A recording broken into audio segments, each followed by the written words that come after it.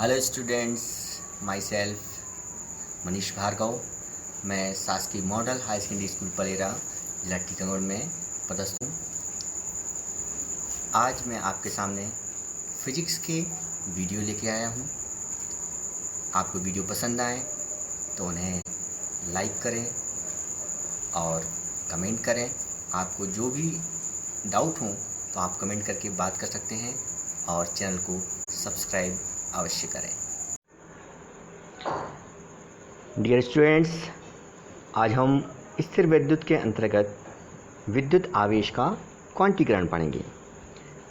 सबसे पहले हम ये बात करेंगे कि किसी वस्तु पर जो आवेश की कम से कम मात्रा होती है वो किसके बराबर होती है?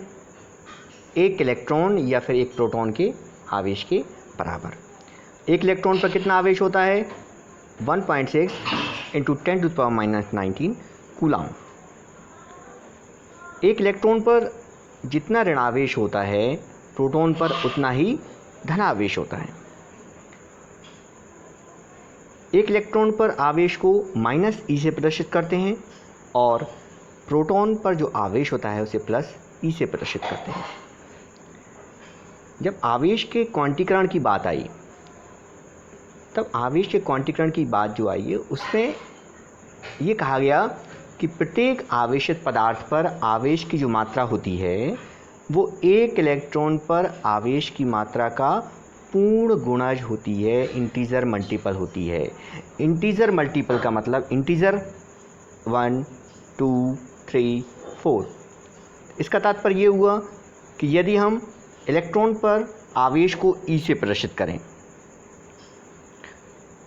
तब किसी पदार्थ पर आवेश की जो मात्रा होगी वो Q बराबर ±NE से प्रदर्शित की जाएगी, जहाँ पर N बराबर हम 1, 2, 3, 4 ले सकते हैं और E बराबर 1.6 10⁻⁻19 कूलाम।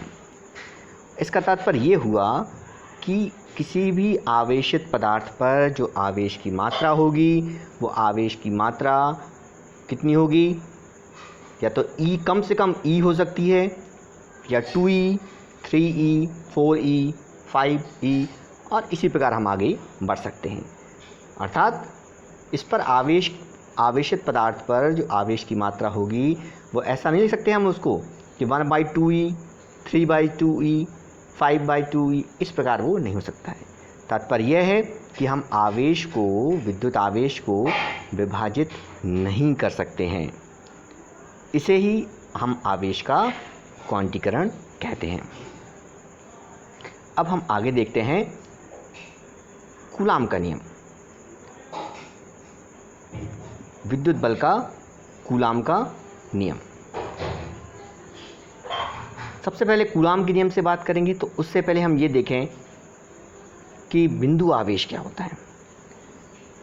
तो दो आवेशित वस्तुओं की बात करेंगे तो दो आवेशित जो वस्तुएं हैं उनके बीच की दूरी यदि हम उनकी विमाओं की तुलना में नगण्य मान लें, ये कहें हम कि उनकी जो विमाएं हैं वो उनके बीच की दूरी की तुलना में नगण्य हो, तो हम उन आवेशों को बिंदु आवेश कहते हैं।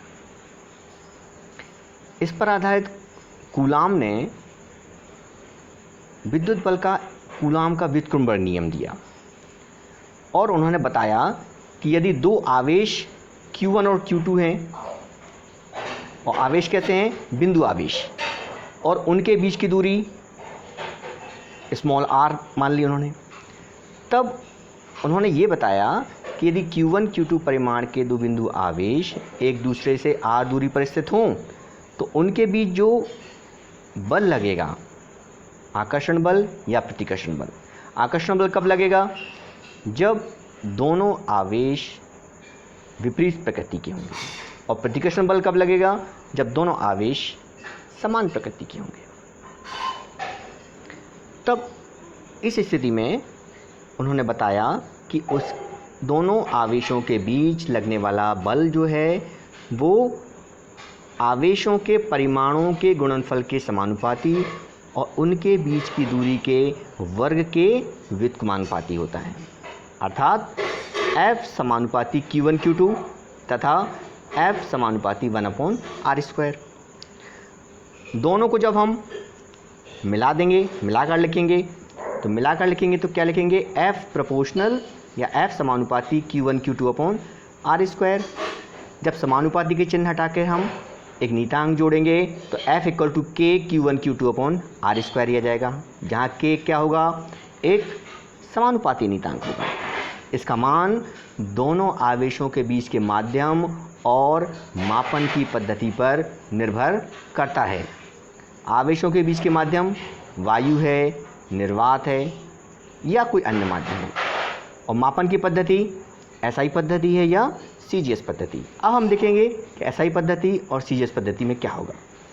यदि दोनों के बीच में SI पद्धति की बात करें हम, तो SI पद्धति में जब हम वायु या निर्वात को लेंगे दोनों बिंदु आवेशों के बीच, तो वहाँ पर K की वैल्यू कितनी लेंगे, 1/4πε0, जहाँ 1/4πε0 की टोटल वैल्यू कितनी है, 9 × 10⁹ न्यूटन मीटर स्क्वायर पर कूलाम स्क्वायर।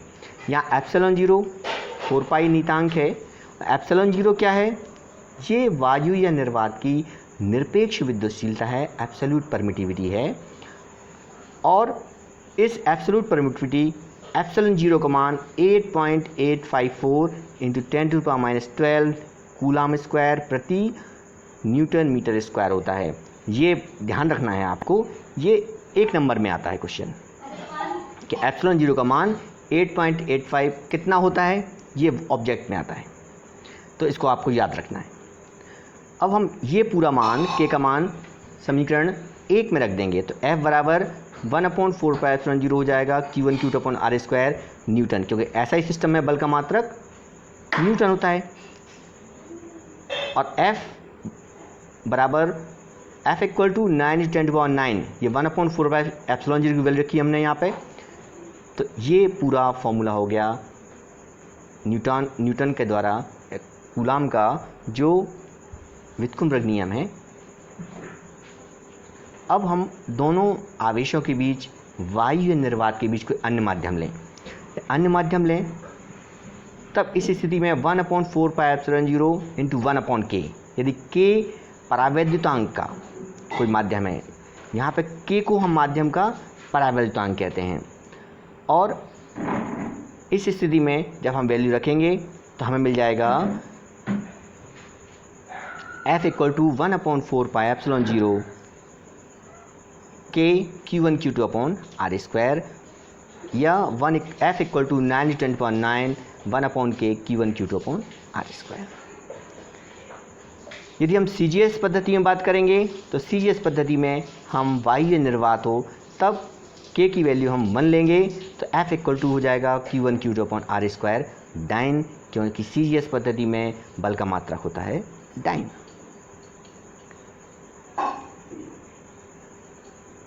अब हम इसी पर आधारित बात करेंगे। यदि हम ये कहा जाए कि आप एकांक आवेश को परिभाषित कीजिए, क्वेश्चन आपका कुछ इस प्रकार बनेगा कि कूलाम का नियम लिखिए, स्थिर विद्युत में कूलाम का व्युत्क्रमण का नियम लिखिए और उसके आधार पर एकांक आवेश को परिभाषित कीजिए। तो एकांक आवेश को परिभाषित करेंगे तो उसके लिए हम जो बल का फॉर्मूला आया था हमारा F = 9 × 10⁻9 Q1 Q2/r², इसको लेंगे हम। अब हम ये मान लें कि यदि F का मान 9 × 10⁻9 न्यूटन है, दोनों बिंदु आवेशों के बीच की दूरी r = 1 मीटर है तथा दोनों आवेश एक समान हैं, यानी Q1 Q2 = Q। तब इस स्थिति में ये सारे मान हम ऊपर इस फॉर्मूले में रखेंगे। तो F की जगह पर 9 × 10⁻9 रखा, इक्वल टू के बाद 9 × 10⁻9 पहले से ही है और Q1 Q2 के स्थान पर हमने Q × Q रखा और R की जगह पे r² की जगह पर रखा हमने 1²। तो इसको जब हम सॉल्व करेंगे तो 9 × 10⁻9 दोनों तरफ से कैंसिल हो जाएगा और हमें मिलेगा Q² = 1। Q² = 1 या हम लिख सकते हैं Q = ±1। तो इस आधार पर हम एकांक आवेश को परिभाषित कर सकते हैं। परिभाषा हम इसी से बनाएंगे। किस प्रकार? अब आवेश कैसे हैं? समान, दोनों समान हैं। समान आवेश हैं, समान परिमाण के आवेश हैं, और कैसे हैं, दोनों सजातीय आवेश हैं। कहाँ पर रखे हुए हैं, वायु या निर्वात में रखे हुए हैं। कितनी दूरी पर रखा हुआ है, 1 मीटर की दूरी पर रखा हुआ है। और कितने बल से एक दूसरे को, जब सजातीय आवेश हैं तो सजातीय आवेश क्या करेंगे, दूसरे को प्रतिकर्षित करेंगे। उसके लिए बल का मान कितना माना हमने, 9 × 10⁹ माना हुआ है न्यूटन। तो इस आधार पर हम परिभाषा देंगे कि यदि समान परिमाण के दो सजातीय आवेश वायु या निर्वात में 1 मीटर की दूरी पर स्थित हों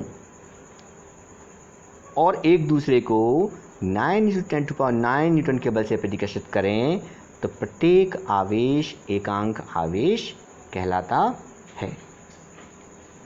इस प्रकार हम परिभाषा को बना सकते हैं। यहाँ इसको रटने की बिल्कुल आवश्यकता नहीं है। आप फॉर्मूला देखें, फॉर्मूला के आधार पर इस डेफिनेशन को आप बना सकते हैं।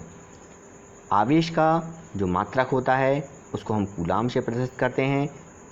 जो वैज्ञानिक हैं उन्हीं के नाम पर कूलाम इसका रखा गया है। क्योंकि कूलाम अपने आप में एक बड़ा मात्रक होता है, तो व्यवहार में हम इसके छोटे मात्रक माइक्रो कूलाम का प्रयोग करते हैं। और 1 माइक्रो कूलाम इक्वल टू होता है 10⁻⁻⁶ कूलाम। इस वैल्यू को आप याद रखेंगे क्योंकि ये न्यूमेरिकल्स जब हम करते हैं तब इसका उपयोग करते हैं। तो इस प्रकार आज हमने आवेश का क्वांटीकरण पढ़ा। आवेश के क्वांटीकरण के पश्चात हमने देखा कूलाम के व्युत्क्रम वर्ग का नियम और साथ में एकांक आवेश की परिभाषा। अगले वीडियो में इसके आगे हम देखेंगे।